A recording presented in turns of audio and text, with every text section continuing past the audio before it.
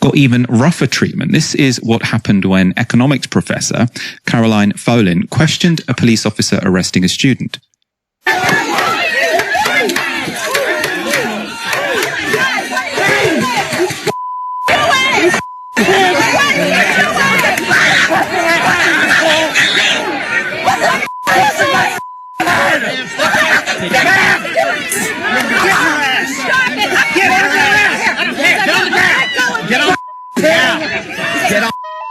Get on the ground, I said!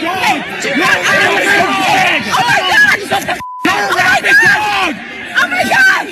Give me some cops! You don't feel your head! My head! You hit that your head! You just hit my head! On the concrete! Oh my God! Oh my God! You people are fascists! You are Hitler! You are a laughing dog! Shame on you! May you never live another day! I am a professor!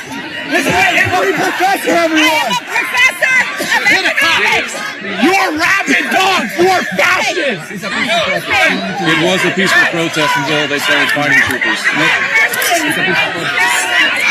I agree with you. L-I-N. I reacted impulsively. I apologize.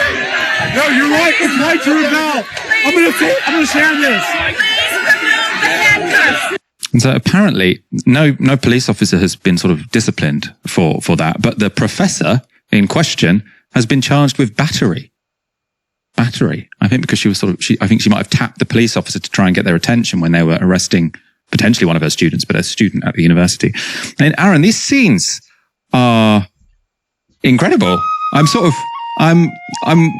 wondering, well, it's a stupid question, but why, who thinks this is to their benefit, right? If you want to clamp down on pro-Palestinian protest, I really do think that sort of wrestling a female economics professor to the ground is probably not the best way of sort of getting these protests under control. You know, I'm speaking here, if you were coming from a sort of pro-Zionist perspective, this just seems like a recipe for really multiplying the power of this movement.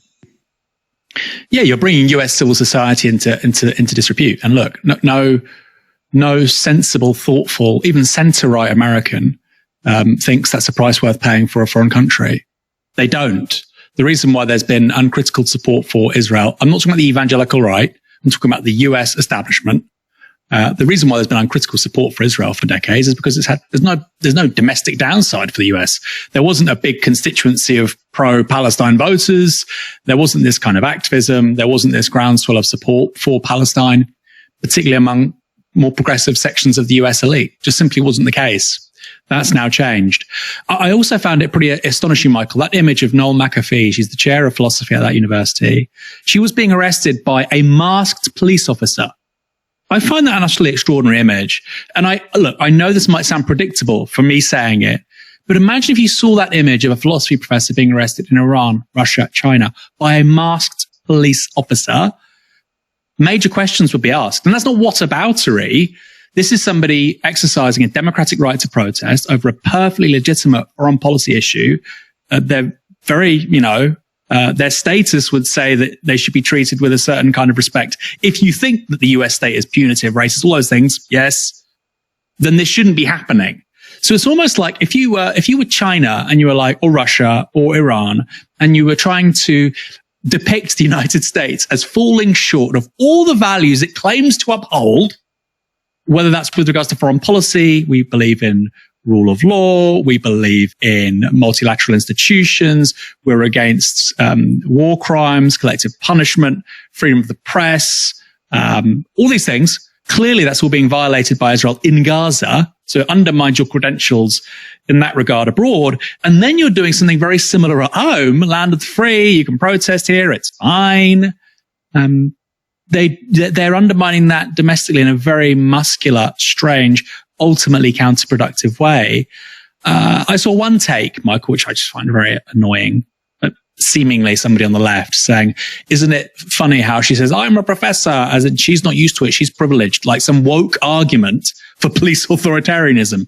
No, it's precisely when that sort of thing happens where people sit up and they go, okay, this is a bit strange. Your opinion writer at the Financial Times, your columnist at the Wall Street Journal, your feature writer at the Economist magazine, your investment banker, whoever. Okay, these people don't matter more than working class Americans, but clearly in terms of shaping the public debate, yes, they do. Let's be honest. They write the newspapers. They make the investment decisions. They draft the policy. Those people will look at that and think, hold on a second. Those are my people. Those are people that look like me or my friends. What's going on here? This is not appropriate. So there's going to be a huge political blowback as a result of this. And Michael, finally, this is happening under President Joe Biden.